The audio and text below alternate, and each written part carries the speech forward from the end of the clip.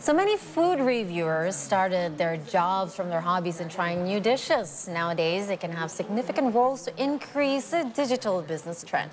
They also provide their thoughts and feedback to potential customers, which usually contain the food they ordered, including the taste and how much it cost.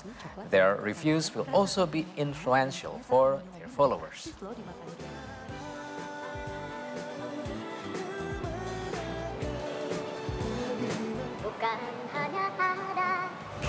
I know all of us have tried that at least once in our lives, Yes. Doing vlogging, but it is a real job because the activity of recording and uploading various activities on social media, of course, has not only become just a hobby, but to a lot of people has become a profession that many people are interested in, especially millennials and perhaps Generation Z. How about you guys? What content do you like to make? Well, I love to take a picture of the foods that I love to see the presence and also the taste. But that's it. I forgot to upload it. But it's different with millennial and Gen Z. They have more power and energy for It's consistency, isn't Yes. it? Yeah. Well, I like taking pictures of my food before I eat it. That's the only thing. But I don't like tell my followers how I love it, what I like and I don't like. I'm definitely not a reviewer. I just like to show you what I eat. I've always wanted to try it, but consistency is key. And Yeah. I've had a lot of friends who've become really good at it and are enjoying it. And it's become a really good business for them. It's a job, right? Yeah. I think one of our colleague, Krisia, that's right. Oh yeah, she cooks them. cooks them and constantly showing to her followers. Yeah. So that's why Yeah. it becomes so interesting and become something good for her. So talking about this, food has also become a basic content for most people who are trying to record their first video blogs. And to know more food contents, our reporter Laras Ardia had an opportunity to chat with Indonesian food reviewer and content creator Mutia Laksmi. Let's have a look.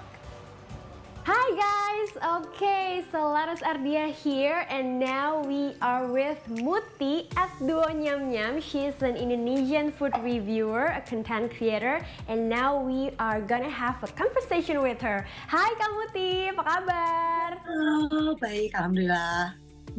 Wah, lagi sibuk apa nih Kak Muti sekarang nih? Oh, lagi sibuk apa ya? Sibuk jajan aja terus ya, buat konten. Bener banget ya, emang hobinya jajan, nyobain makanan-makanan yang baru-baru gitu ya, yang enak-enak juga nih pastinya. Yang baru yang saya suka, terus cari-cari juga yang legend yang saya belum pernah gitu. Nanti. Pokoknya seru banget deh kalau ngeliat Instagramnya, TikToknya Duo Nyam Nyam tuh, aduh rasanya bikin lapar, pengen nyobain makanan-makanan yang udah dinyobain sama kamu, Ti.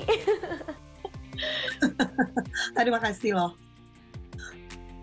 Oke, Kak Muti, kita tahu ya kalau sekarang tuh di Indonesia udah banyak banget deh konten creator, food reviewer juga udah banyak banget.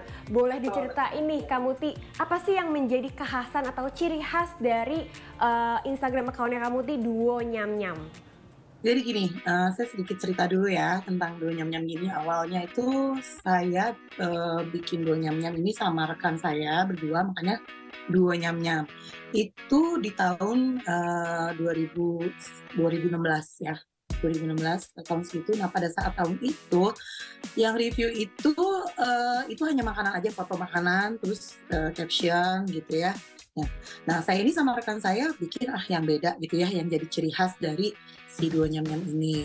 Akhirnya kita bikin pakai ciri khas itu kita ada selfie-nya.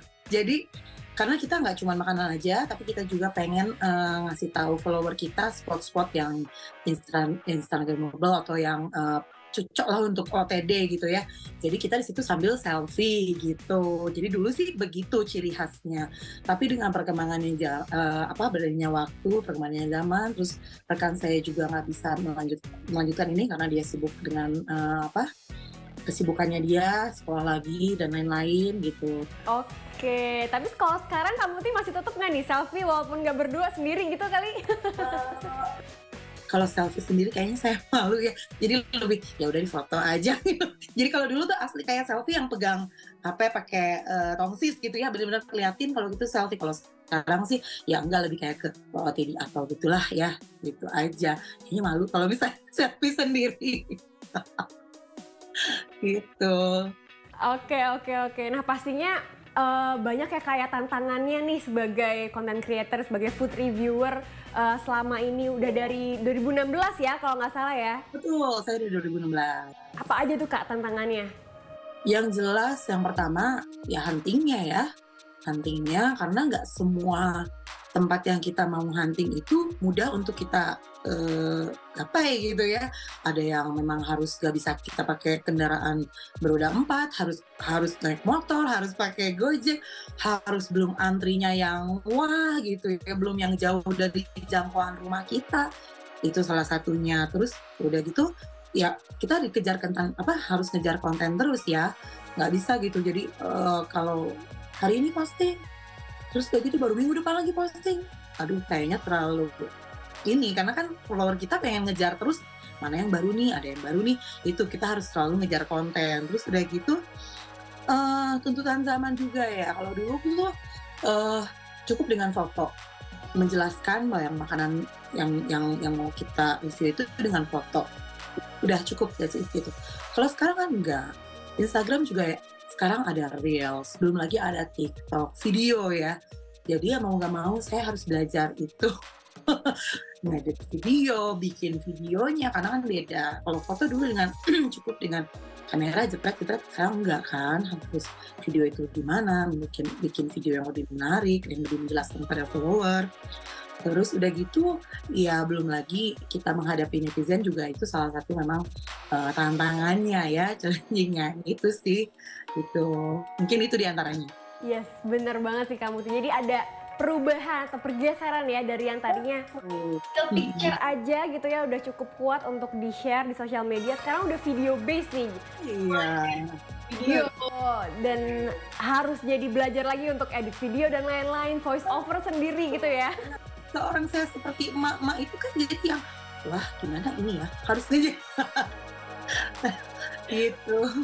Bener-bener perjuangannya memang ekstra nih ya kalau sekarang nih. Belum lagi dengan banyaknya komentar-komentar yang, tapi mungkin ada beberapa juga yang jadinya mengusulkan tempat-tempat ya Kak dari komentar-komentar. Bener, jadi apalagi di sini saya membedakan misalnya follower netizen TikTok dengan Instagram ya. Kalau TikTok itu mungkin karena generasi Z gitu, komennya tuh yang di luar jangkauan ini kita gitu ya. Daripada ini, mendingan ini gitu-gitu ya. Bisa gini-gini, ada ya ini di sini kan kita sendiri nggak tahu, tapi ya udah tantangan kita cari nih gitu. Seru sih, tapi seru. Seru, banyak referensi jadinya ya Kak. Iya. Oke, nah kita masih ngomongin soal tantangan ya kan. Beberapa tahun terakhir kita masih di era pandemi nih, selama pandemi ini banyak hal terjadi, terutama juga ketika lockdown, ketika semuanya harus di rumah. Dan aku juga dengar Kak Muti waktu pandemi itu pernah ngasih review-review gratis nih untuk bisnis-bisnis kuliner yang mungkin UMKM yang ada di sekitar Kak Muti. Boleh diceritain Kak, itu pengalamannya gimana tuh? Benar, jadi pada saat pandemi itu siapapun susah ya, siapapun yang mengalami kesulitan, udah saatnya kita saling membantu ya.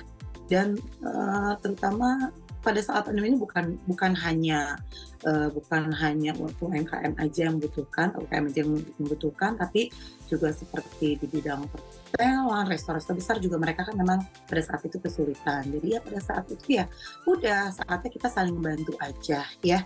Jadi pada saat itu memang saya silakan kalau yang mau minta review untuk diposting apa segala macam, saya sih benar-benar membuka lebar.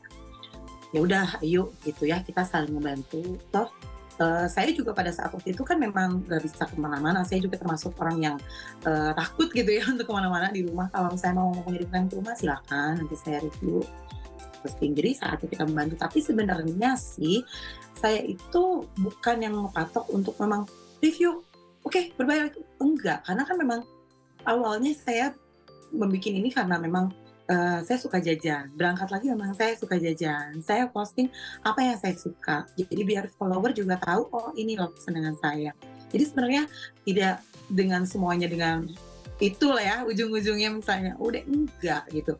Sekarang pun kalaupun misalnya memang ada yang kalau kayak gitu, Mbak saya pengen di review nggak ada budget, tapi saya bilang kenapa harus ada budget, silahkan aja kirim gitu ya, silahkan kirim. Kalau memang saya suka itu pasti saya posting ya. Nggak ada salahnya, nggak ada ruginya buat saya, biar follower tahu memang ini loh ada jajanan yang memang enak gitu, yang memang worth it untuk kalian coba gitu. Jadi nggak cuma hanya pandemi, udah pasti kalau pandemi, nggak cuma pandemi, sampai sekarang pun saya memang gitu. Wah, ini keren banget nih. Sampai sekarang tuh masih membantu lah ya untuk mungkin teman-teman yang baru mulai juga bisnisnya dan segala Betul, macam. apalagi yang baru mulai, benar-benar banget. Mengenai apa ya hubungan antara content creator atau food reviewer gitu ya dengan pemilik bisnis atau pemilik restoran, tempat makan yang kamu dicobain. Seberapa jauh sih impactnya atau dampaknya untuk mempengaruhi si bisnis kuliner ini yang Duo Nyam Nyam review gitu? Sebenarnya gini ya, dari beberapa gitu emang nggak semuanya langsung ngomong atau misalnya langsung secara personal gitu bilang, Mbak ini enggak, tapi memang ada yang begitu. Ada yang memang misalnya saya jajan gitu ya, terus dia DM gitu, Mbak thank you dari Mbak nih, bilang ini apa jualan saya jadi ramai, ini ada yang memang kayak gitu. Tapi memang ada juga yang enggak. Jadi atau memang kan misalnya di suatu tempat ya mungkin nggak cuma saya ya yang review, tapi beberapa reviewer juga mereview. Jadi di situ kita nggak tahu efek dampaknya itu dari mana atau efeknya dari mana, kan kita nggak tahu ya. Kalau saya misalnya memang ternyata berdampak pada si penjualnya itu ya saya alhamdulillah. Karena kalau saya memang kalau review mah jujur-jujur aja gitu ya, nggak pernah ngelebihin, nggak pernah mengurangi. Karena saya konsep saya gini, karena setiap tempat, setiap makanan itu sama halnya seperti manusia, punya kelebihan dan kekurangan. Apa salahnya yang kelebihan itu kita yang up, kekurangannya ya udah gitu, bener nggak? Bener, setuju banget nih sama kamu di. Berarti ya pasti jatuh-jatuhnya selera ya, beda selera ya. Gitu. Bener, namanya juga makanan kan, pasti ada yang suka, ada yang nggak suka, dan kita ya pastinya sesuai selera aja gitu ya Kak Muti ya, bener? Iya. Iya, setuju banget. Oke, Kak Muti boleh, ada nggak sih mungkin saran-saran atau mungkin apa ya, pendapat gitu, komentar yang bisa dikasih ke para pebisnis kuliner yang mungkin baru akan mulai atau mungkin yang memang sudah mulai lebih lama. Apa nih saran dari Kak Muti dari point of view-nya food reviewer atau content creator gitu? Kalau saran saya mungkin ke satu, kalau pertama mau bikin usaha mungkin terkonsep dulu ya. Kira konsep mau ini tuh konsep makanan kita, misalnya kafe. Konsepnya mau apa gitu, karena kalau yang saya lihat sekarang itu orang pengen datang ke suatu resto itu justru nggak terlalu suka yang memang terlalu banyak menu, terlalu banyak, jadi pilihannya tuh pusing gitu ya. Jadi lebih konsep, misalnya jual ramen atau apa gitu ya. Udah orang tuh lebih seneng yang memang terkonsep gitu. Si kafenya atau hanya warung kecil, kedai kecil pun senang yang lebih terkonsep gitu. Jangan yang daripada yang segala dijual ada gitu. Sama dengan misalnya yang home industry, itu sama juga. Lebih terkonsep, dia pengennya tuh misalnya cemilan apa nih, cemilan tradisional kah, misalnya hanya suska misalnya, kue misalnya hanya suska, jadi yang lebih terkonsep. Terus kalau mau dicoba memang boleh itu mengejar tren, boleh banget, karena memang dimanapun orang akan mengejar tren gitu, tapi syaratnya memang harus punya kualitas. Jangan hanya mengejar tren tapi ya udah pokoknya asal jadi nih produk, ya nggak gitu juga. Besok lusa juga ya udahan itu berarti gitu ya. Terus cari ciri khas, mungkin seperti tadi konsep cari ciri khas, harus ada ciri khas di tempat kita. Cafe, resto, atau misalnya kita home industry pun sama, harus punya ciri khas dari mulai logonya, orang tuh jadi eye catching, oh yang itu tuh gitu, yang jual itu gitu ya, yang gambar itu tuh yang jual sus, jadi orang lebih gampang gitu loh, punya ciri khas. Terus nah ini mungkin ada hubungannya dengan seperti fitur harus berani branding, karena branding itu hal yang penting ya.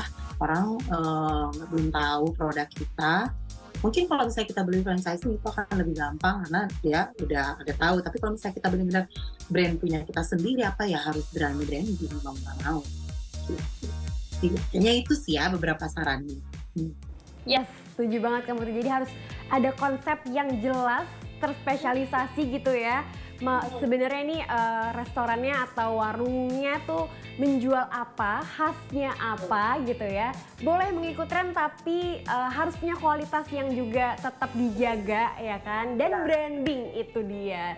Teman-teman nih yang mungkin baru akan memulai atau sedang mengkonsepkan bisnis kulinernya, itu bisa jadi salah satu guideline lah ya untuk brainstorming dan insight untuk develop the brand gitu. Oke deh, thank you so much Kak Muti for your time today. Sama-sama loh. Senang banget bisa sharing-sharing hari ini di See Today. Semoga bisa ketemu lagi ya kita di sini bareng-bareng di See Today.